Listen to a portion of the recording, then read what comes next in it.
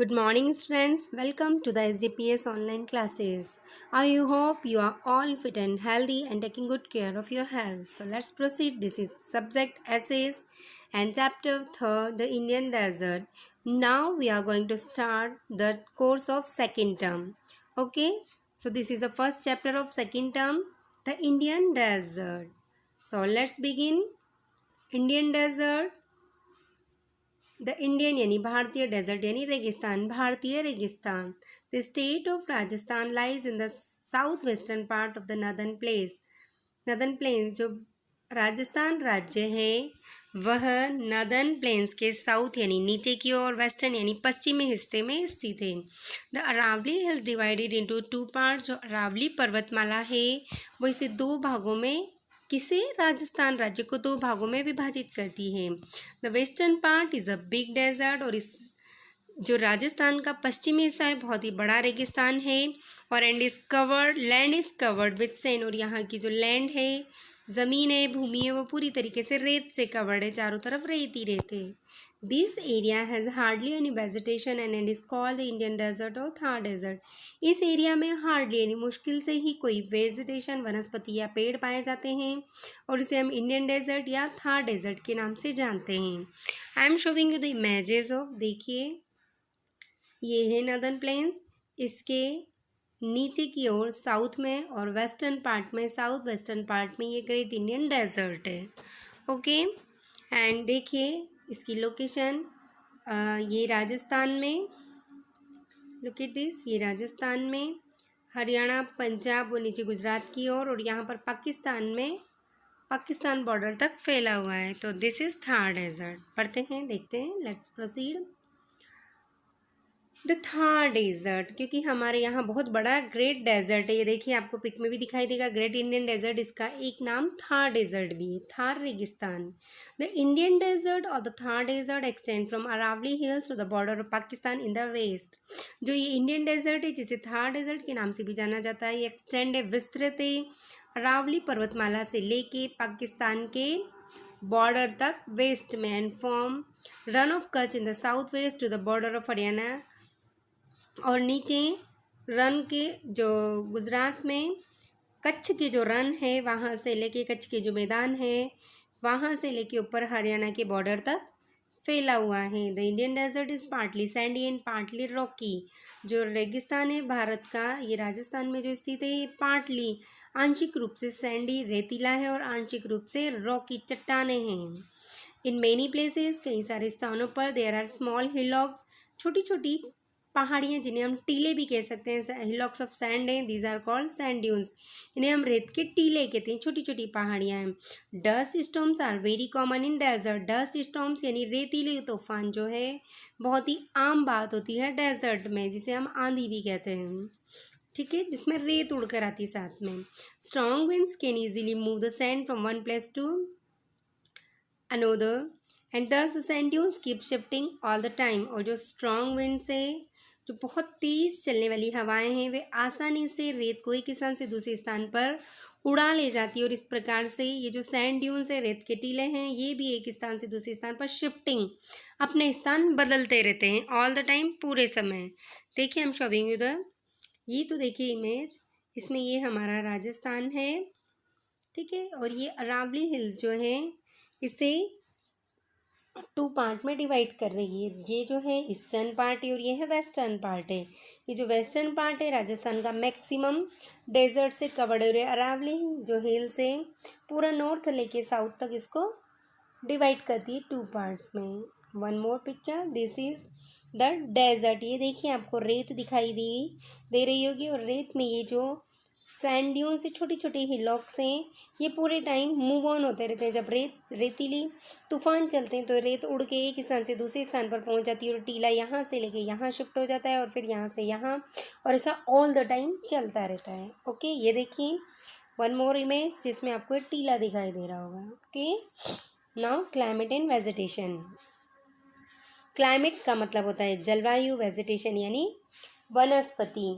तो रेगिस्तान में कैसी जलवायु होती है और कैसी वनस्पति यानी कैसे पेड़ पौधे पाए जाते हैं अब हम समझते हैं। The desert areas, the summer season is very hot and the winters are very cold. जो डेजर्ट एरिया है, रेगिस्तानी क्षेत्र है, वहाँ पे समर सीज़न जो गर्मी का मौसम है बहुत ही गर्म होता है, और जो विंटर्स यानी सर्दियाँ बहुत ही ठंडी होती है। आफ्टर द सन सेट्स यानी जब सूर्यास्त हो जाता है, the sand cools down quickly, रेत जल्दी से ठंडी हो जाती है, एंड दस इस प्रकार से the nights are very cold, तो रात भी बहुत ठंडी होती हैं। रेत की टेंडेंसी होती है, सैंड की जो टेंडेंसी होती है वो होती है कि बहुत जल्दी गर्म होती है और बहुत जल्दी ठंडी होती है।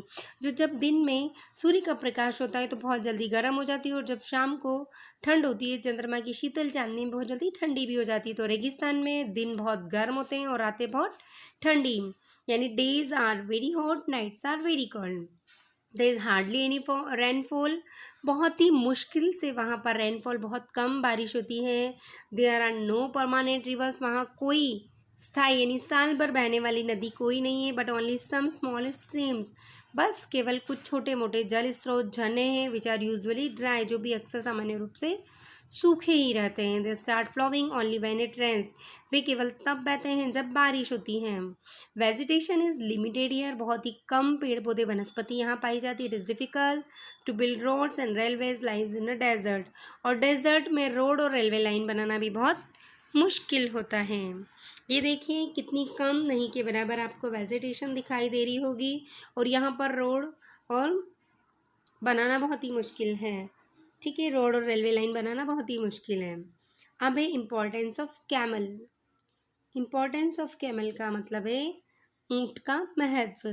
रेगिस्तान में सबसे ज़्यादा पाया जाने वाला और सबसे जो कंफर्टेबल एनिमल है वो है camel. Camels are the chief mode of transportation here, जो ऊँट है यहाँ के मुख्य यातायात के साधन हैं।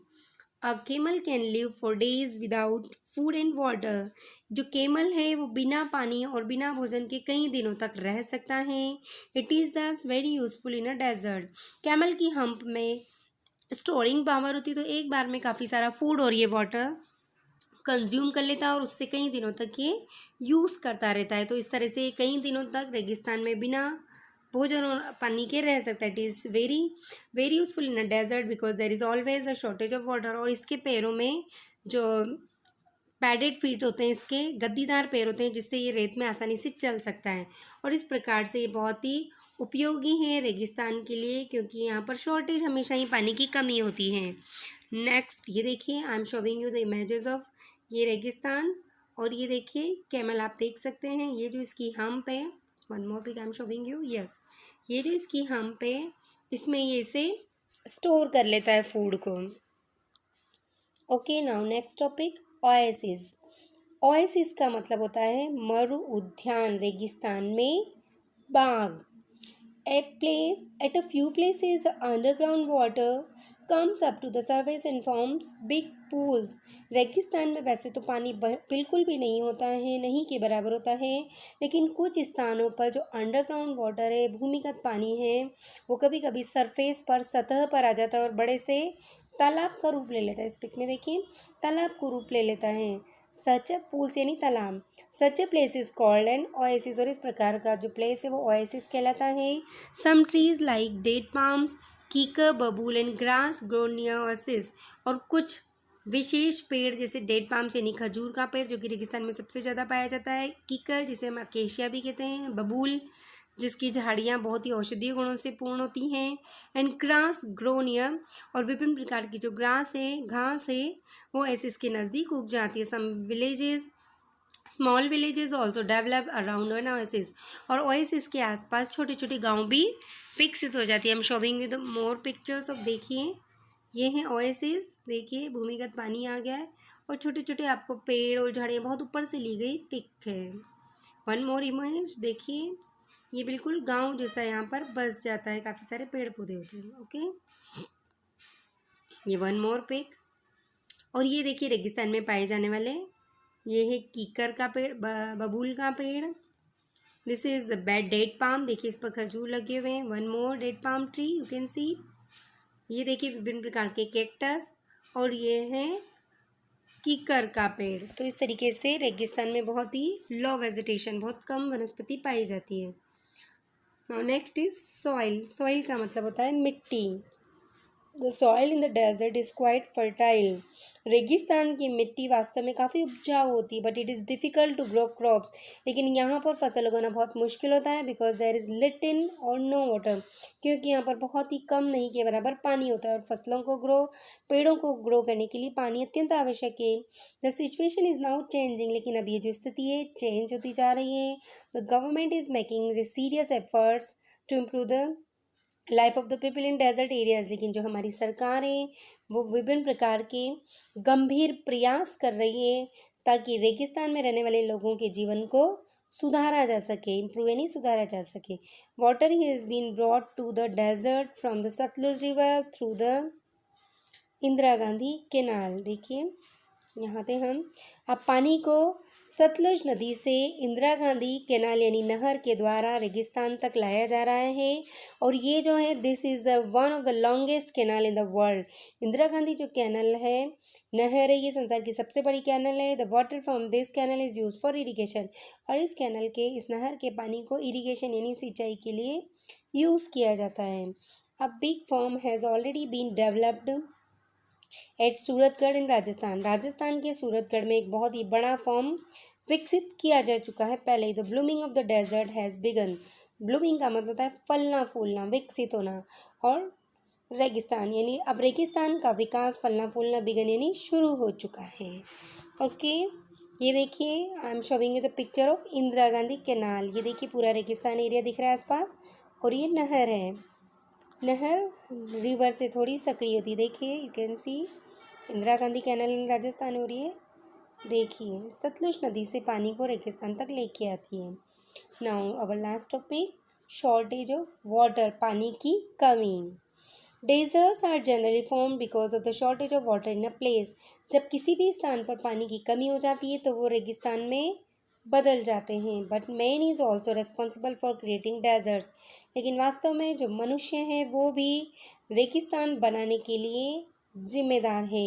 If you destroy the forest and allow the cattle, यदि हम जंगलों को नष्ट कर देंगे और जो मवेशी है जैसे शीप गोट, इनको ग्रासलैंड्स में चराएंगे बहुत तेज़ी के साथ, जबकि जो प्रोडक्शन ऑफ ग्रास जो है बहुत ही स्लो है, तो the land become a desert, तो वो ज़मीन डेजर्ट में बदल जाएगी। Cutting down of forest and overgrazing of grasslands must be control.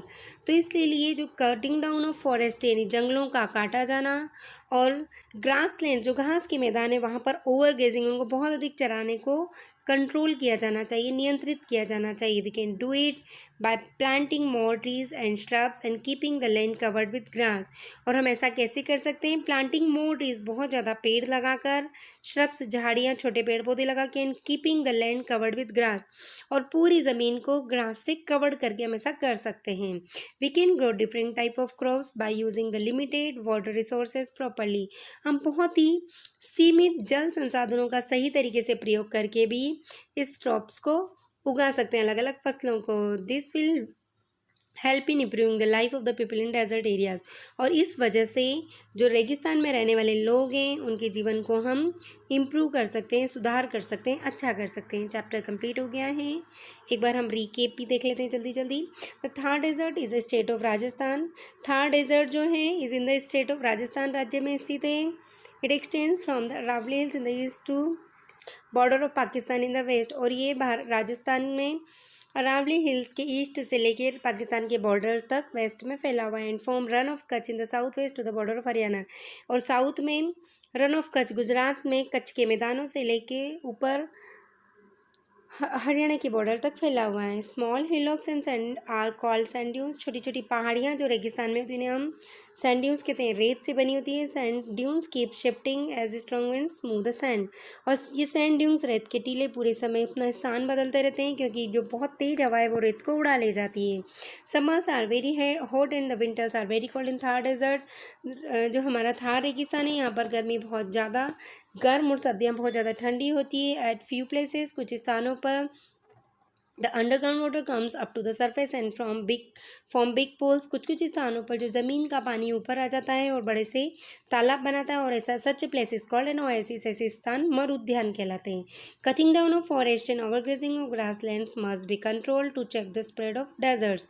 और हमें स्प्रेड ऑफ डेजर्ट रेगिस्तानों के विस्तार को रोकने के लिए कटिंग डाउन ऑफ फॉरेस्ट जंगलों को काटने से रोकना होगा और ग्रासलैंड्स को ओवरग्रेजिंग से कंट्रोल करना होगा, रोकना होगा, नियंत्रित करना होगा. अब हम एक्सरसाइज डिस्कस करते हैं, जल्दी से देखते हैं. The Aravalli hills divide Rajasthan into two parts. Aravalli hill Rajasthan को 2 पार्ट में डिवाइड करता है. Dust storms are very common in deserts. Dash are the chief mode of transportation in desert. Camels. Okay, now fourth is it is difficult to build roads and railway lines in a desert. Deserts are generally formed because of the shortage of water. अब हम देखते हैं fill ups. देखिए, the dash hills divide Rajasthan to two parts. तो इसमें Aravalli hill आएगा. The desert area looks like a sea of sand. Small hillocks of sand are called sand dunes. The dash canal, Indira Gandhi canal, is one of the longest canal in the world. A big farm has been developed at Suratgarh in Rajasthan. Now next, strong wind can move the sand. Yes. जो बहुत तेज हवा है वो मिट्टी को भी उड़ा ले, रेत को भी उड़ा ले जाती है. Yes. Eastern Rajasthan is vast desert. No. Western Rajasthan. Nights are cold in desert. Yes. Indira Gandhi canal brings water from the Sutlej river. Yes, true. The many big rivers flow through the Indian desert. No, this is false. Okay, and cutting of trees and overgrazing of cattle cause the spreading of desert. Yes, cutting down of trees और overgrazing की वजह से desert spread होते हैं. ठीक है, अब now हम कहते हैं मेज जो कैमल से ट्रांसपोर्टेशन के लिए यूज़ किए जाते हैं. इंदिरा गांधी कैनल क्या कहती है, ये लॉन्गेस्ट कैनल है. सम हिलॉक्स ऑफ सैंड ड्यून्स कहलाते हैं. पाम की करंट ग्रास जो है ये ओएसिस के आसपास पाई जाती है. और सूरतगढ़ जो है ये कहाँ है, राजस्थान में. ओके, सारी एक्सरसाइजेस कंप्लीट कर ली हैं. इसके क्वेश्चन आंसर्स और नोट्स में इसके साथ भेज रही हूँ, आप सब करिए. देखिए एक और इमेज. आई होप आपको ये चैप्टर एक्सप्लेन अच्छे से समझ में आया होगा. If you have any doubt you can ask and please do complete work. Okay, thank you. Have a nice